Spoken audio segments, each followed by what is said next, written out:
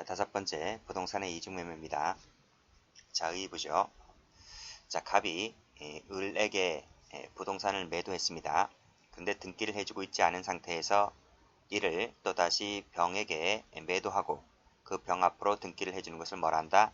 이중매매했다. 이렇게 말합니다. 이때 갑의 주택이 뭘까요? 하는 거예요. 자, 그럼 여기서 노트를 펴볼게요. 노트는 133페이지 펴보세요. 폈습니까? 자, 그림 보세요. 자, 갑이 이 건물을 팔려고 합니다. 갑은 그래서 매도인이죠. 을이 나타났어요. 을이 저 건물 내가 사겠대요. 그래서 을은 저 건물을 사려고 하는 사람이기 때문에 매수인이 돼요. 매수인. 자, 매수인 을이 나타났는데 을이 갑에게 무엇을 줍니까? 계약금을 주죠. 계약금을 준다. 갑은 을로부터 계약금을 받았어요. 자, 계약금을 받게 되면 갑은 을에게 등기를 넘겨주어야 할 의무를 가지게 됩니까? 계약금을 받았다고 해서 등기를 넘겨줘야 됩니까? 그렇지는 않아요. 그래서 이 계약금을 받은 것만으로는 등기를 넘겨줘야 할 타인의 사무 처리자가 되질 않아요. 됐습니까? 자, 그러나 을로부터 중도금을 받게 된다. 중도금을 받는다는 것은 건물값의 절반이 들어온다는 거. 절반이 들어온다. 10억짜리라고 하면 5억이 들어오는 거예요. 그러면 을은 5억을 주고 포기하지 않을 거 아니겠습니까? 물건값의 절반이 들어왔기 때문에 을은 본격적으로 저 건물을 사겠다는 의지를 표현한 거예요. 그래서 갑이 을로부터 중도금을 받게 되면 이제는 어떻게 됩니까? 등기를 넘겨줘야 할, 을에게 등기를 넘겨줘야 할 타인 사무처리자라고 하는 배임죄의 주체라는 신분이 생겨나요. 무슨 말인지 아시죠?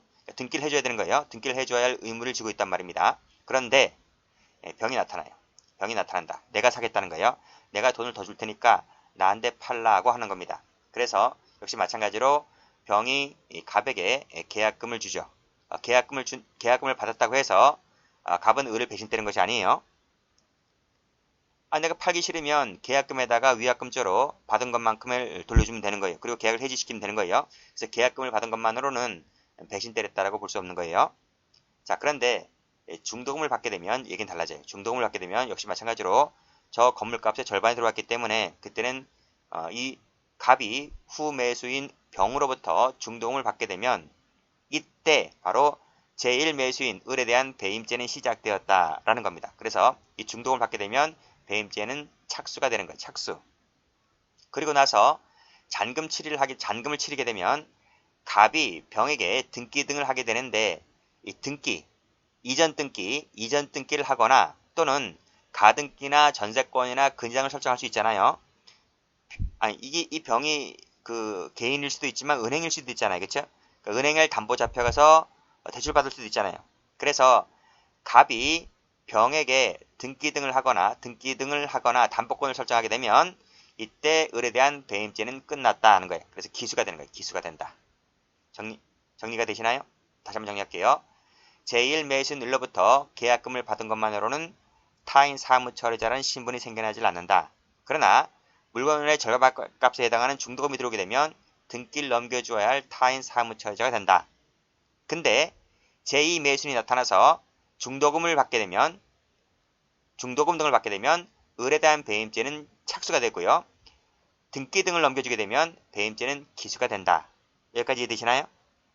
이해되시죠? 자, 그러면 지금까지 했던 것을 시간적 순서대로 한번 말씀드릴게요.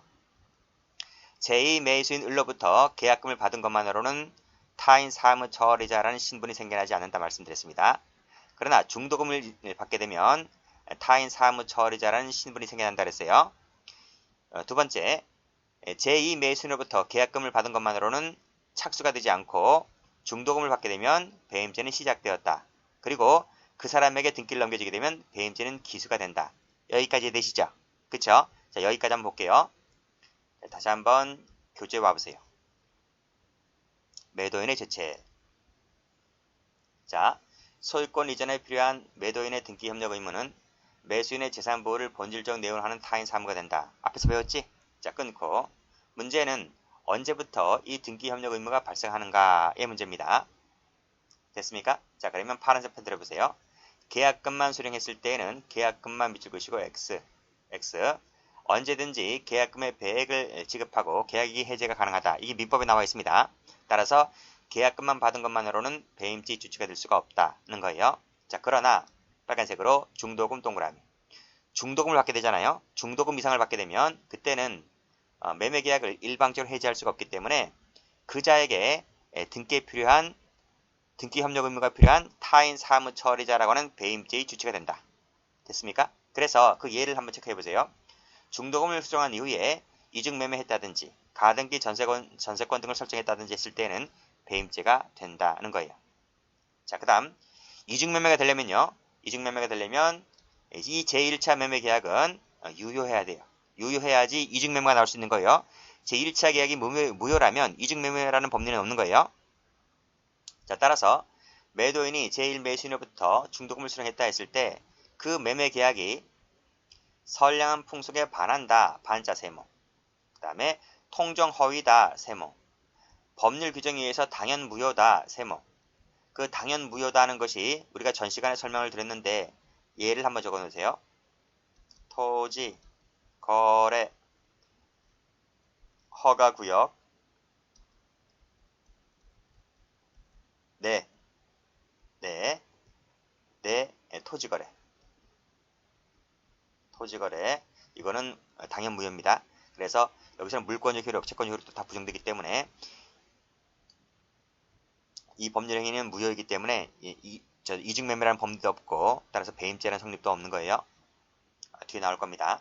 그 다음 4번 체크하시고 5번 체크하시고 착수 시기는 여기 제2매수인이죠. 후매수인이라고 합니다. 제2매수인으로부터 빨간색 중도금 동그라미 받았을 때다. 그리고 기수 시기는 역시 제2매수인이죠. 제2매수인에게 등기 등을 이전 등기 등을 경유했을 때다. 이렇게 보시면 돼요. 됐지? 자, 그 다음 6번을 볼 텐데요. 6번은 무슨 얘기인가 하면 다시 노트를 펴보세요. 제가 지금 무슨 말씀을 드렸는가 하면 갑이 병이라는 사람에게 중도금을 받고 그 갑 앞으로 이 병 앞으로 등기 등을 해주었을 때 이것이 바로 을에 대한 관계에서 배임죄가 된다 했잖아요. 그치? 그런데 이 갑이 병으로부터 돈을 다 받았는데 이 병에게 등기를 안 해줘요. 등기를 해주지 않고 처음에 돈을 주었던 을에게 이 을을 앞으로 등기를 해줘요. 무슨 말인지 아시겠지? 그러니까 선매수인, 이 제1매수인 선매수인, 앞선자 써서 선매수인에게 등기를 하게 되면 이것은 병에 대한 배임죄가 됩니까? 병에 대한 배임죄는 되지 않는다는 거예요. 왜 그럴까요? 자, 이거 한번 보세요. 여기 그림 보시게 되면 자, 갑이 제1매수인 을로부터 중도금을 받게 되면 배임죄의 주체라는 타인 사무 처리자라는 신분이 생겨난다 했잖아요. 그런데 갑이 병에게 중도금을 받게 되면 배임죄의 착수인 것이지 여기서 배임죄의 착수가 되는 것이지 여기서 타인 사무 처리자라는 신분이 생겨났어요? 이런 말을 제가 안 써드렸잖아요. 그래서 갑이 병으로부터 받게 되는 것은 중도금의 착수인 것이지 타인 사무 처리자라는 신분이 생겨나지 않는다. 따라서 갑이 이 그림에서 갑이 병에게 등기를 해주지 않고 을에게 등기를 해줬다 해서 병에 대한 배임죄가 된다 안 된다? 그건 안 된다. 그래서 자, 여기서 갑이 을에게 등기를 해주게 되면 병에 대한 관계에서 배임죄는 기수가 된다? 배임죄가 안 돼요. 왜? 신분 자체가 생겨나지 않았기 때문에 앞에서. 그러면 사기는 될 것인가? 자, 이 노트가 약간 오타가 나왔습니다. 여러분이 가지고 있는 교재는 오타가 없어요. 그러니까 제가 지금 이 보는 파일, 이 PDF 파일에서는 이 부분이 잘못된 겁니다. 이 부분이 을이 아니라 병이에요. 병. 여러분 교재는 잘못되지 않았다 했습니다. 병에 대한 배임죄는 되지 않지만 병에 대해선 사기죄는 가능하다라는 것이 또 판례이고요. 이 두 가지 정리를 하시면 될 것 같아요. 자, 다시 한번 교재를 와서 보시면 6번이죠. 선의 후 매수인에 대한 제책 나와 있는데 매도인이 선매수인 을에게 등기를 해줬을 때에는 후 매수인에 대한 관계에서 배임죄는 되지 않는다. 왜? 타인 사무 처리자는 신분이 생겨나지 않았기 때문에 배임죄는 되지 않는다. 그러나 끊고 후 매수인이 만약에 선이자 그치? 그러니까 제1 매매 계약이 없었다는 걸 제1차 매매 계약이 있었다는 것을 몰랐다는 거지. 그게 선이잖아. 선이. 이 후 매수인 매매 계약이 있었다는 것을 몰랐다라고 하는 이 후 매수인이 선이자라면 그 선이자에게 금전 편취 목적이 이씨 이 계약을 체결한 것이라면 이것은 후 매수인에 대한 관계에서 사기죄는 가능하다까지 공부를 해두셔야 돼요. 자, 그럼 밑에 판을 한번 볼게요. 자, 배임죄의 주체가 되려면 계약금만 갖고는 되지 않고 중도금 빨간색 동그라미 이를 받아야 한다. 다음 페이지. 자, 이 계약에서도 마찬가지로 중도금 동그라미 받아야지만 마지막 줄에 중간 줄에 타인 사무 처리자가 될 수가 있다. 자, 그러한 지위에 있던 매도인이 계약 내용에 따라 부동산의 소유권을 이전해 주기 전에 제3자에게 처분하고 그 사람 앞으로 등기를 해줬을 때는 뭐가 된다? 역시 배임죄가 된다. 그쵸?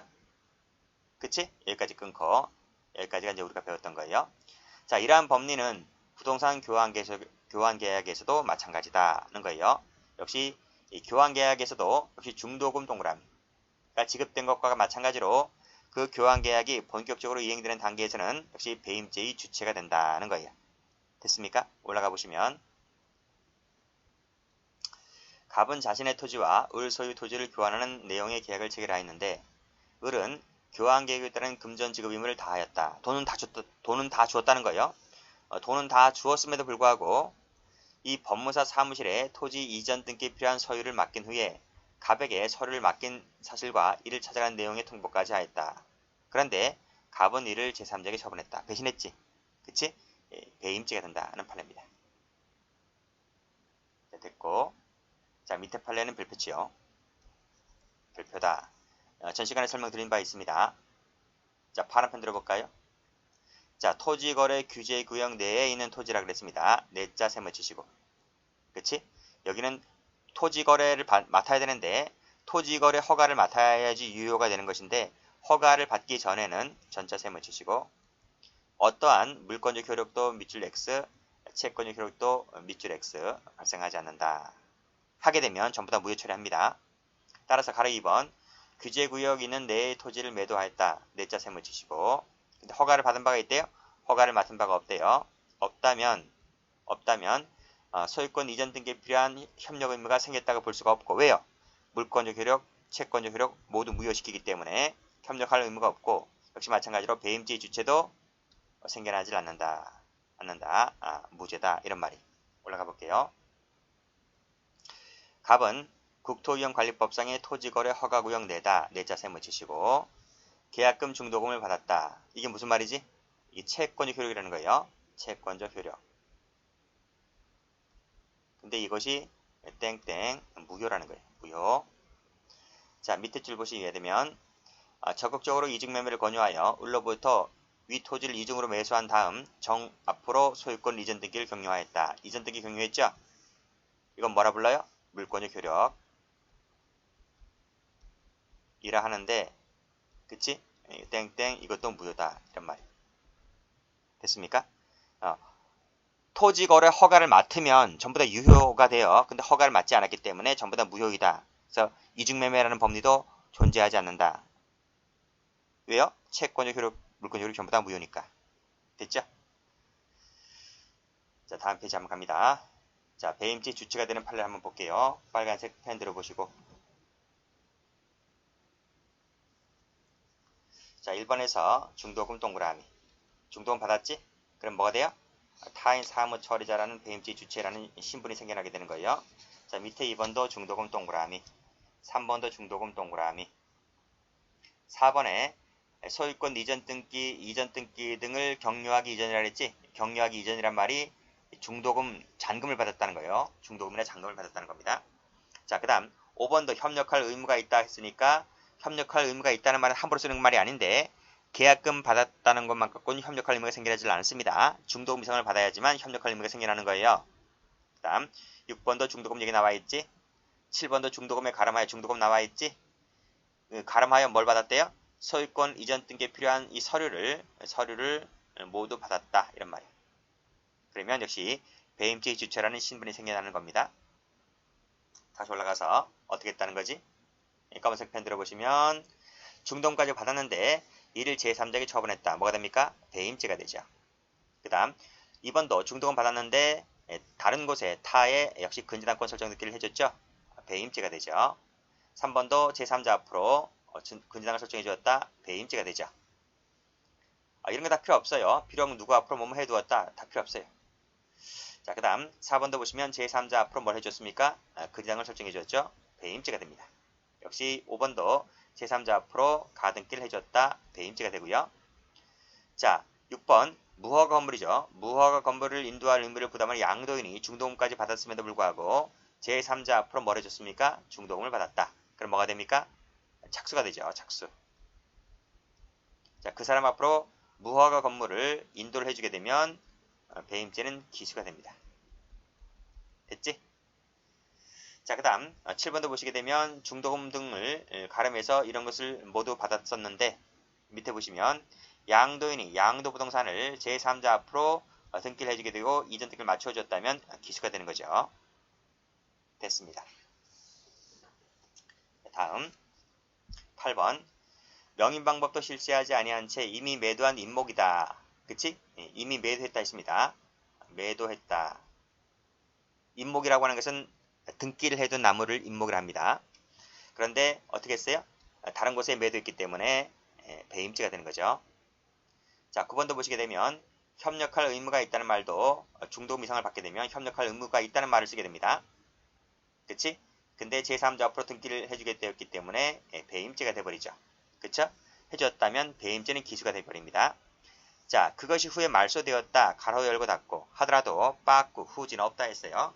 기수에는 영향을 주지 않죠. 10번도 보시게 되면 제2차 매수인 앞으로 등기를 맞춰주었기 때문에 여기서 뭐가 됩니까? 이퀄 기수가 된다. 빨간색으로 동그라미 친 거예요. 자, 등기가 결국 말소되었다 할지라도 기수에는 변함이 없다는 거예요. 이 두 가지 묶으시고. 자, 다음 배임죄가 되지 않은 판례 파란 펜 들어보시면 계약금 갖고는 안 된다 했습니다. 세모. 2번도 세모. 3번도 세모. 4번도 세모. 그치? 자, 그 다음 5번을 보시게 되면 통정 허위 표시죠. 무효지 무효. 무효이기 때문에 이중매매라는 법률은 없고요. 6번도 보시면 토지거래 허가구역 내지 내자 세모 치시고 여기서 뭐 계약 체결했다. 임의 처분했다 할지라도 전부 다 무효이기 때문에 배임죄가 되지를 않습니다. 다음 자 7번 보시게 되면 농가가 아니다. 그러면 농지법상 농지를 취득할 수 있어요 없어요?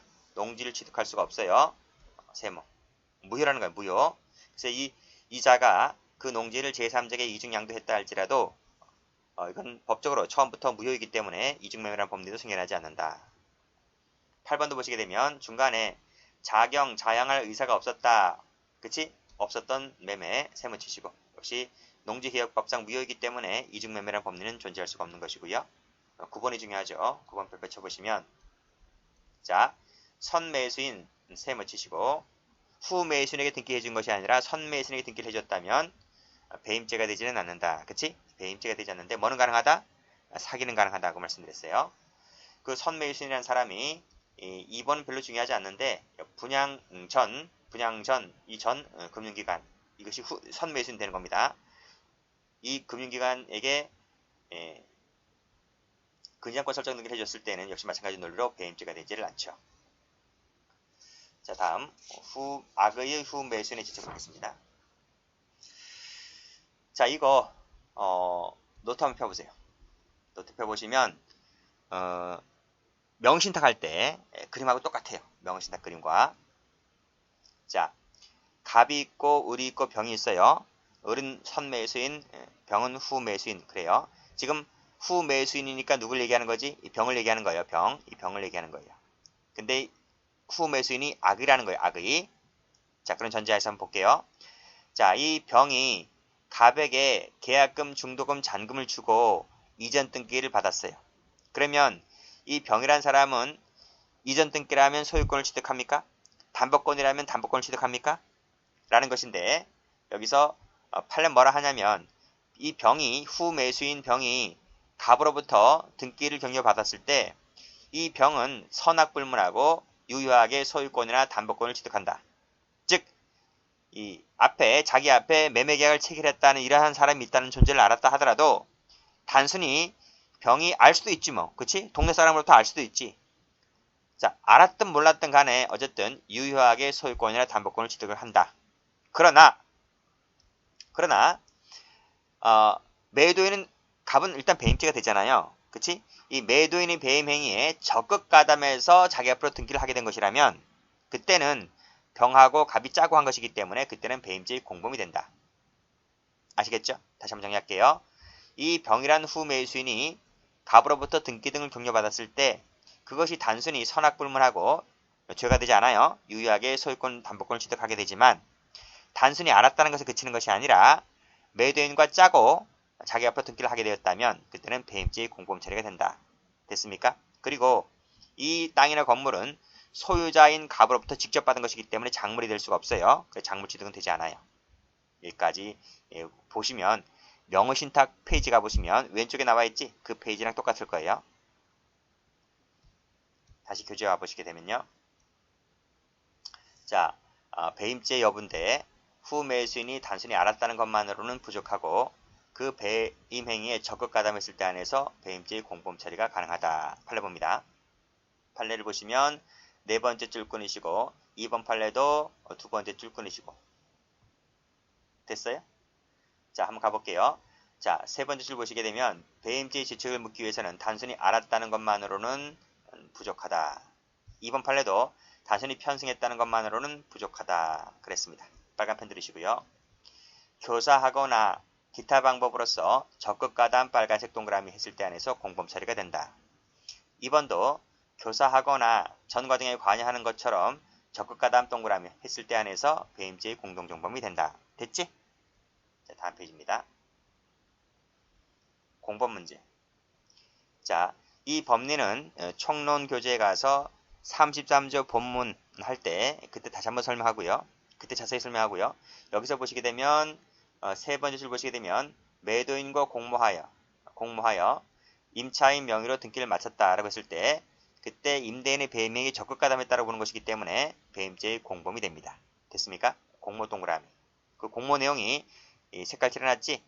타인에게 점포를 매도할 때 우선적으로 나에게 매도한다는 특약을 구실로 매매계약의 대금을 일방적으로 결정하여 공탁하고 결국 자기 앞으로 등기를 마친 것이라면 이것은 배임행위에 적극 가담했다라고 보는 것입니다. 그래서 배임죄의 공동정범이 되는 것인데 33조 본문할 때 다시 한번 설명드릴 겁니다.